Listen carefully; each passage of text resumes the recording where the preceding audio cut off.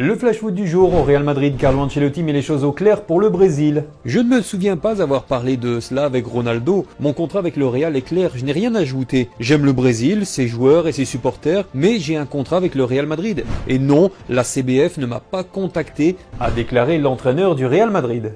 Affaire Dani Alves, un énorme rebondissement dans l'affaire du prétendu viol. Condamné à 4 ans et demi de prison ferme en février 2024 pour viol, Dani Alves a enfin obtenu l'annulation de sa condamnation en appel. Une décision qui met fin aux sanctions pénales et financières à son encontre. Après avoir passé plus d'1 an en prison, Dani Alves voit donc sa condamnation effacée. En conséquence, il n'a plus l'obligation de purger sa peine, ni de verser les 150 000 € de dommages et intérêts à la supposée victime. Il n'a pas encore officiellement réagi à cette décision. À Manchester City, Pep Guardiola botte en touche pour Kevin De Bruyne. Le coach de City a évoqué l'avenir du Belge en fin de contrat en juin prochain. C'est entre le club, Kevin et son agent. C'est une question pour le club et Kevin, je n'ai pas à répondre à cela. Je suis préoccupé par l'équipe et ce qui va se passer pour terminer la saison le mieux possible. Le capitaine de la Belgique aurait des pistes en Arabie Saoudite. Sélection brésilienne, Dorival Junior serait sur la sellette. À en croire les informations d'OEL, la fédération brésilienne aurait déjà informé son sélectionneur qu'il serait prochainement démis de ses fonctions. Une décision peu surprenante au vu des mauvais résultats et du fait que les Auriverde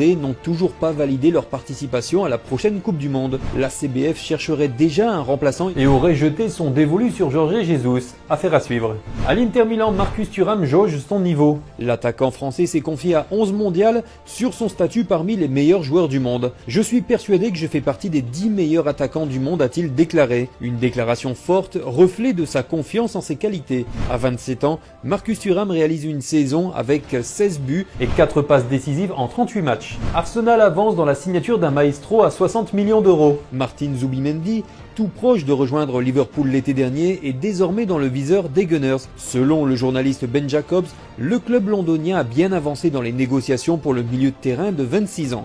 L'opération est estimée à 60 millions d'euros et un accord aurait déjà été trouvé avec le joueur.